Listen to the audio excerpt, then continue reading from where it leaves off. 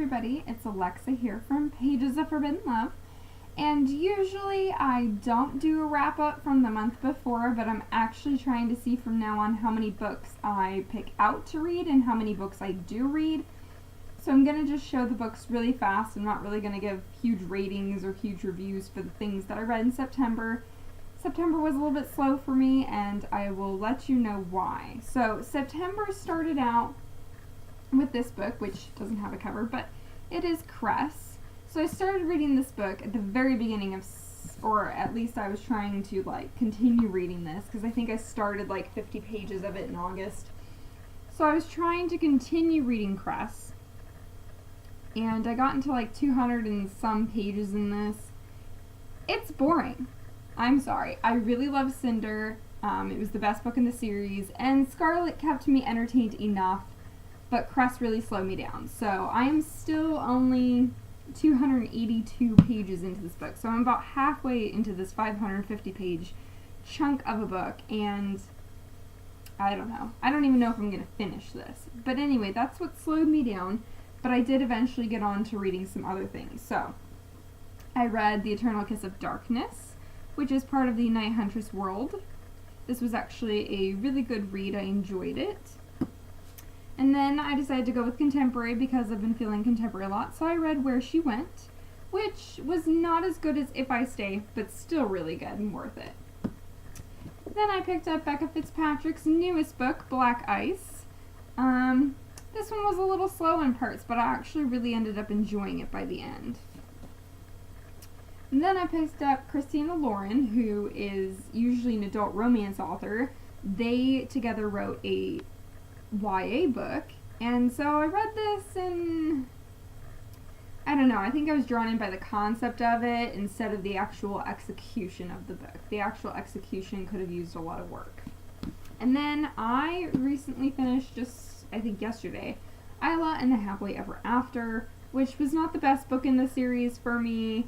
Lola is still my favorite book in the series. However, Isla did have some things to add, but I can definitely see why people were getting very upset with this book, because there were many times where I just stopped to roll my eyes at some of the things that were happening, but I kept on reading. So unfortunately, those would be the 5 books that I only got to read in September. I wish it would have been more, but like I said, Cress really slowed me down. So I guess the first thing that I'm going to try in October to finish would be Cress. I want to kind of maybe slowly read this one, just kind of take it in small chunks. If I read about 50 pages at a time, it doesn't really bore me. It doesn't really keep me that interested either, but it doesn't bore the heck out of me if I take it about 50 or 60 pages at a time, which sounds pretty bad, and I don't really know what the rating is going to end up being when I have to take this book in small doses. Next up, I decided that I have not really been reading a lot of adult books lately, and I want to get back into reading adult books because I own so many of them, and I've been neglecting them for YA books for a long time, or at least this year it feels like it. So, since I'm still feeling contemporary reads a lot, I'm going to read The Chase. This is actually, I think, the 4th book in this series. It's about NASCAR racers and the women that they fall in love with. However, in this one, I believe she is the sister of some of the guys from the first couple books, and so now she's going to find her guy. So it's a little bit kind of different. It's more about the female finding her man this time, not really necessarily the guy who finds the girl. But I really enjoy this series. It's a great contemporary. They're usually quick reads because the books are usually only about 300-ish pages. Yeah, this one's about 275 pages, so they're usually really quick reads, which I could use some quick reads from time to time. Next up, I have never read anything by this author, but everybody says that she is amazing, so let's hope. And plus, it is vampires, so it'll be a good October kind of Halloween paranormal pick. It is Bound by Night. And the second book to this, I think, is either coming out in a couple weeks or it just came out because people are already reviewing it. So if I read this one real fast, hopefully maybe I can get to the second one in November or December or something like that, if I even enjoy this one. Next up, I have another contemporary read. This is the 3rd book in this play-by-play series. The covers for this are always very, very yummy. Everybody seems to always want to basically have these posters put up on their wall, but this is taking a shot, and as you can see, his sport is probably ice hockey or just regular hockey, if that's what you want to call it. The first 2 books, they didn't blow me away, but they're definitely got a touch of steam to them, which I really want to read that has a little bit more adult content in it, so I'm hoping that this will be that book. Next up is some YA reads that I do want to get to. At ALA, I was extremely excited about this book. Everybody seems to talk about how there's other book, Something Real or Get Something Real, something like that I think is what it's called. Probably says, Something Real. So she wrote this book, and it's supposed to be about genies, and it just sounded really kind of mature and like an interesting world to me. A lot of people are kind of so-so on this one so far, so we'll see if I like it or not. People say to kind of stick with it in the beginning because it's a little bit, I guess, confusing when you first learn about the genies and where they get their powers from and who has what powers. I guess it's a bit much in the beginning, but if you can stick through that, it's pretty good. But it is a long book. I mean, it is like 460 or 70 pages, so it's a little bit of a chunker again, so hopefully I get better luck with a chunky book this time. And then I read The Maze Runner probably 3 years ago, and I bought the next 2 books in the series mostly because Johnny read The Maze Runner. He really enjoyed it a lot more than I did, and he wanted to read the next 2 books in the series. And so I've had the next 2 books in the series on my shelf for years, but it took going to see the Maze Runner movie to get me re-inspired to jump back into the series, because I actually thought that the movie was a really great adaptation of the book. The book, The Maze Runner, I gave, I think, a 3.5 or a 4. It has some slower parts that kind of slowed me down when reading it. However, the movie, because it needs to happen in a shorter timeline, it takes out a lot of those slow areas and just kind of speeds the whole thing up and makes it actually kind of probably better for me, anyway, pacing-wise. So, by Johnny's insistence and by the fact that this is supposed to have a couple little creepy parts and stuff in it, I want to read The Scorched Trials to kind of hopefully get my way through this series and, see if Johnny was right. A lot of people say that The Scorched Trials is a better book than The Maze Runner. It was more interesting by far, a lot of people think so, including Johnny. So, we'll see. And then, I do have a couple other books that I want to read. I'm throwing one middle grade book in for the month of October because a lot of people seem to be talking about his books lately, and a lot of people are really excited, I think, for the 5th and final book in the spin-off of this series. So I wanted to basically start the series and see what everything is about. It's The Lightning Thief. I actually have like the first 4 books in this series on my shelf because I got them for super cheap from like a used bookstore, and they had these like on like $1 or $2 a piece, so I already own a lot of this series, and I've been telling myself for years I want to read more middle grade books, so hopefully The Lightning Thief will get me into a nice quick middle grade book, and that I'll want to just keep on going with the series and read the spin-off series that everybody is raving about right now.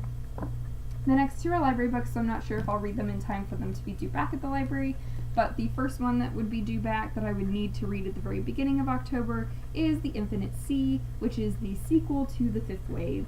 The Fifth Wave, I didn't think it was going to be a book for me, but I actually really enjoyed The Fifth Wave when I read it earlier this year.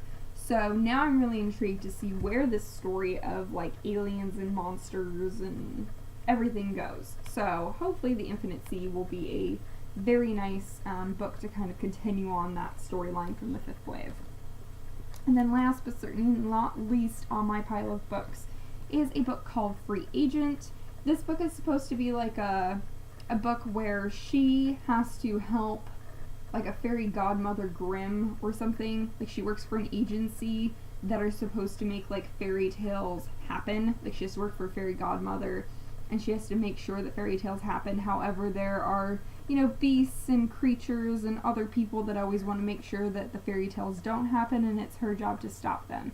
And I always enjoy urban fantasy, which is kind of what this is. And I also really enjoy the concept of fairy tales and kind of like having to protect those fairy tales. Like maybe that there's somebody in the background of fairy tales having to like protect the world of like fairy tale happily ever afters. So this sounds like a really great book, and I think it's not even 300 pages, so it's another nice little short read.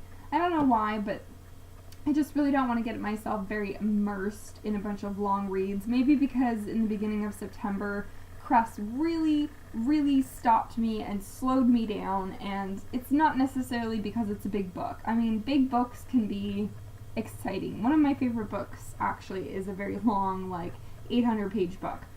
So, it's not that big books really slow you down, it's just that when they're not interesting enough to keep you reading through all 500 pages, they do slow you down.